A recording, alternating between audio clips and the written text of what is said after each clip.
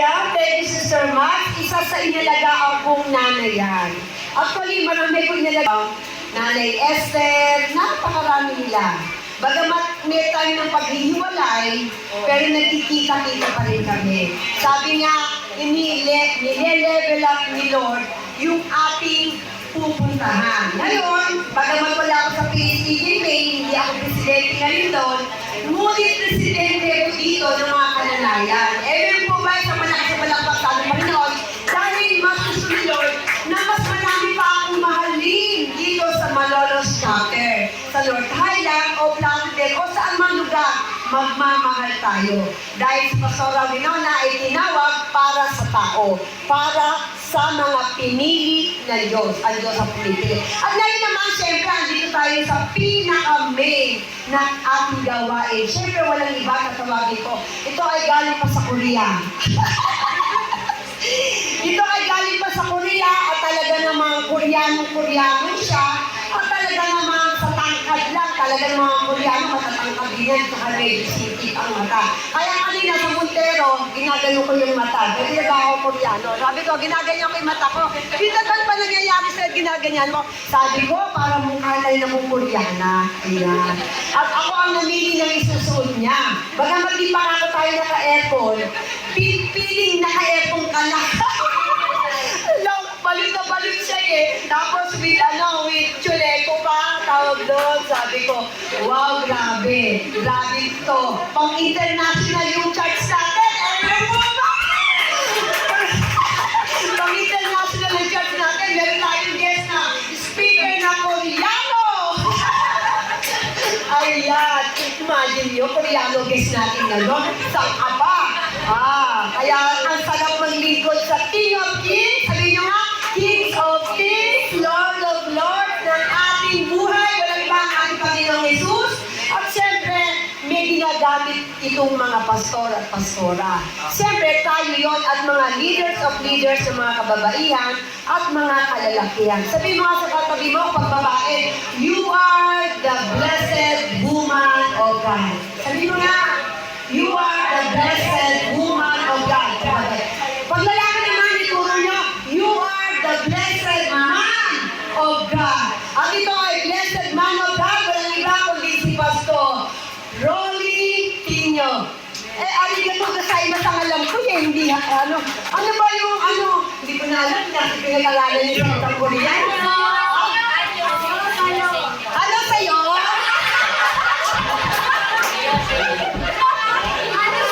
Ano ba? Di ba, ano sa'yo? Di ba? Ano yan? Anyong niya. Ikaw na nga, magpakilala ka na nga. Okay.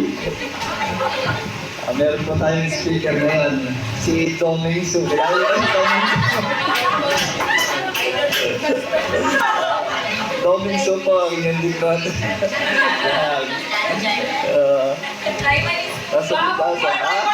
Taiwanese pa si Tommy Su.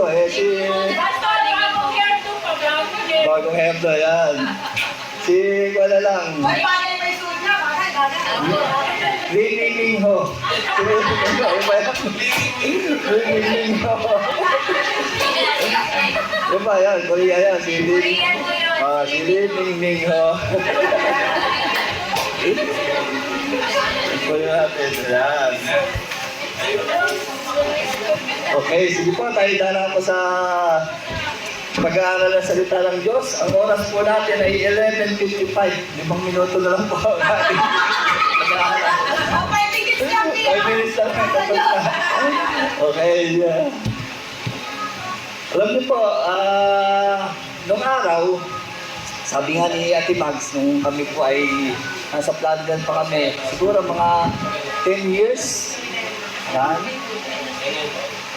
Po yun, napakasipag po yan. Mga kasama ko po sila sa ministry, umahayop po kami sa iba't ibang lugar. Bakit na kanina, naalala ko, wala pa yung bypass. Alam niyo yung bypass ng Plaridel? Wala pa po yan. Yung bypass na yan. Dito kami dumadaan sa Lipana, nilalakad lang po namin yun. Bukid po yun. Talagang tinatawid namin yung mga pilapil na yan, nagkakataputik-putik kami para lang may mapuntahan kami bahay. Ayun, masira ng salita ng Diyos. Yun po yung aming ginagawa nung araw. Kaya isa po siya sa kasama ko nung araw nung nandun po kami sa Clariville. Ayan. Ngayon po, ang pag-aaralan po natin ay itong gaano ka-importante ang presence ng Lord. Ayan. Kasi po kanina, alam niyo po, sino po yung nakapagpuri at naka-awit po kanina sa Panginoon? Alam niyo po, napakaganda ng mga awitin. Sa akin po personally, pagka po ako'y umaawit sa Panginoon, lalo na pagka ako'y nag-iisa, isang kanta pa lang po yun. Ayan. Kumbaga ako'y napapaluha, kumisa na gagalak, natatawa, ganun. Dahil yun po yung presence ng Lord. Hindi man ako ganun ka masasabi ko may mga boses, sabi ko nga ay hindi ganun maganda, pero sa Lord, yun po ay maganda. Yan po ba? Kasi sabi nga, lagi po sinasabi, sa puso tumitingin ng Lord. Kaya ang tanong ko, napupurihan kaya natin ang Panginoon kanina? Kasi napakahalaga po nito ng presence of God. Sa panahon po natin ngayon, ang presence po ng Lord ay nandun sa taong tumanggap sa Panginoon. Kasi siyempre, lahat ng tumanggap sa Panginoon, ando na ang Holy Spirit. Kumbaga, yung presensya ng Lord, once na ito'y gamitin natin sa pagpupuri sa Kanya, ando na kagad. Kumbaga, magta-transform yung iyong sarili. Dahil sa pagpupuri sa Panginoon, maaaring kung ikaw ay nakagawa ng kasalanan o kaya nakita mong ikaw ay nakagawa, yun. Ibig sabihin, natatransform tayo dahil sa presensya ng Diyos. Sa presensya po kasi ng Diyos, hindi makakatagal ang gawa ng kaaway. Amen po ba? Amen. Ngayon po, itong pag-aaralan po natin, may kaakibat ito. Gaano ka-importante ang presensya ng Diyos? Nung araw, sa Bible, pag-aralan po natin yung pakibukas yung 2 Samuel 6. Yan. At dito po natin kukunin yung ating pag-aaralan. Yan. Sa 2 Samuel 6, dito, ang pangyayari po ay ano na tayo? Ito po ang binabanggit. May makukuha po tayong aral dito. 6. Pagkatapos nito, 6, ayan. Pagkatapos nito, muling tinipon ni David ang piningkawal ng Israel. May 30,000 kalalakihan. Ayan. Pinangunahan niya ang buong hukbo at nagpunta sila sa Baal-e-Judah upang kunin ang kabanang-tipan na kumakatawan sa kaluwalhatian ni Yahweh, ang Diyos na makapangyarihan sa lahat na nakaluklok sa ibabaw ng mga kerubin. Ito pong kabanang-tipan, noong unang panahon po ay kung saan napupunta yung kabanang-tipan, andun po yung presence ng Lord.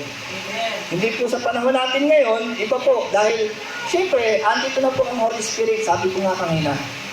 Once na tinanggap natin ang Panginoon bilang mga sariling tagapagligtas, ang Holy Spirit ando na sa ating puso. Nanahan na.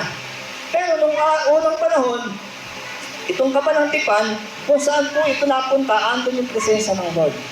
Kaya siyempre, si David, gusto niyang dalhin sa kanyang lugar yung kabanang-tipan. Kasi napakahalaga po yun.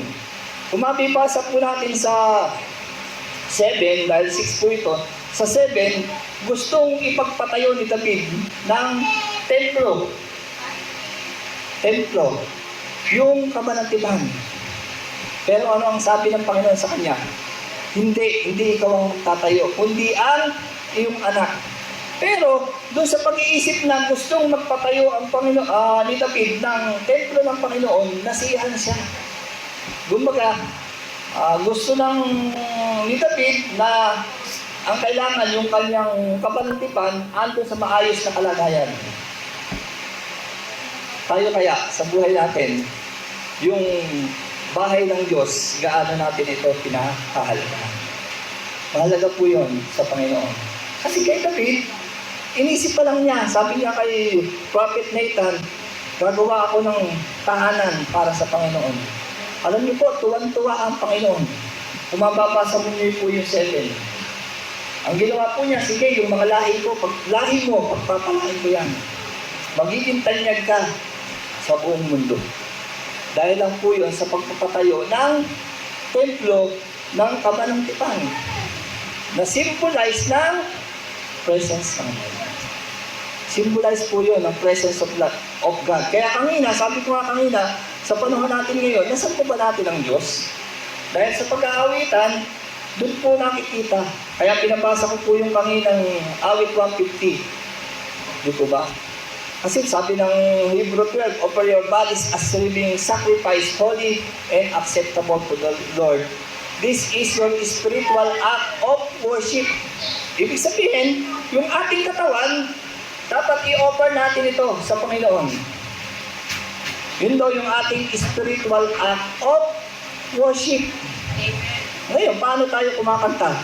Paano tayo umaawit sa Panginoon? Di ba? Sabi ko nga kanina, doon, alam ko naman, ang bawat isa, kahit paano umaawit sa mga video okay, di ba? Kumbaga, binibigay natin yung best. How much more sa Lord? Paano natin ibinibigay yung best natin sa Panginoon? Importante po yun. Ngayon po, dito sa ating pag-aaralan, gaano ka-importante ang presensya ng Lord? Yan. Sabi rito,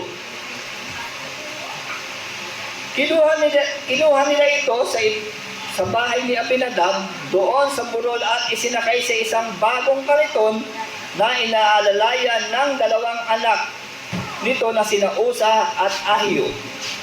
Si Ahio ay nauna sa paglakad sa kaban. Si David at ang buong bayan ng Israel ay buong galak na sumasayaw. Sila'y umaawit sa saliw ng mga lira, pudyapi, tamburin, kastaneta at pompyang. Hindi po ba yung binasa natin kanina sa awit 150, ito po yung binabanggit ko ron. Na si David, bagamat siya'y hari, siya ay sumasayaw sa Panginoon. Turuan kung paano lumakad ayon sa iyong plano, ayon sa iyong nais. Pagpalain mo ang bawat isa, Panginoon, sa kanilang mga tahanan, kanilang pamilya, lalo silang mag-alag ng paglilingkod ko sa inyo. Give you peace. Lord, maraming salamat po sa iyo po at lahat ng papuri, lahat ng pasalamat sa pagkakas sa pangalan ko ng Jesus, ang lahat po ay sa amin ng Amen.